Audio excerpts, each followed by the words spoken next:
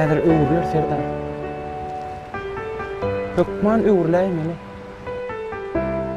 Bilbilim öwürläýdi.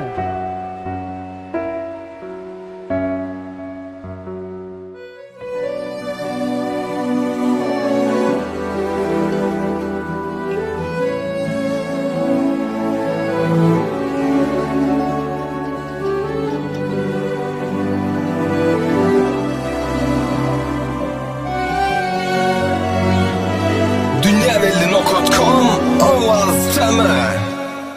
Canım, canım, canım, yüreğimin aşığı. Kara gözüm, gözüm, ömrümün gelşiği. İlkece söyünüm, kalbimin gülşeni. Eye olay sen yüreğimin körüne bölüp, sen diye küllenir bu yüreğimin sesi. Şeyle bir süyücüdür sevginin ilkisi. Mehrime kurşadım alın sen erkemi.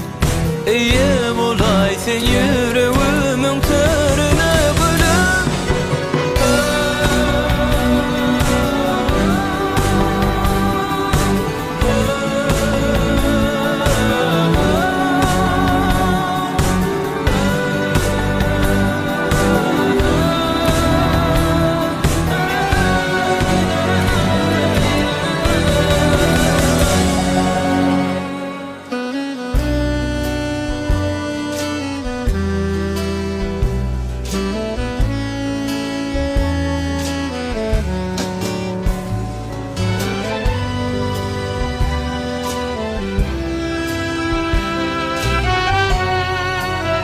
Dünyaveli.com Ovaz Teme.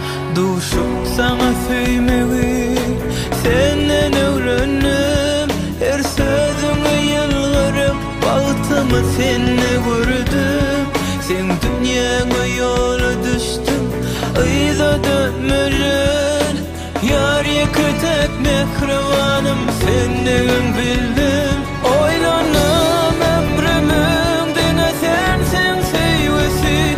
Şey deyip himlenir bu yüreğimin sesi. Canım, canım, canım, yüreğimin aşığı. Şirin sözüm, sözüm, ömrümün gelşini. İlkece söyünüm, kömlümü bilenim. Eye olay sen yüreğimin körüne bölüp, sen diye küllenir bu yüreğimin sesi. Şeyle bir süyücüdür sevginin ilkisi. Mehrime kurşadım alın sen erkemi. Eye olay sen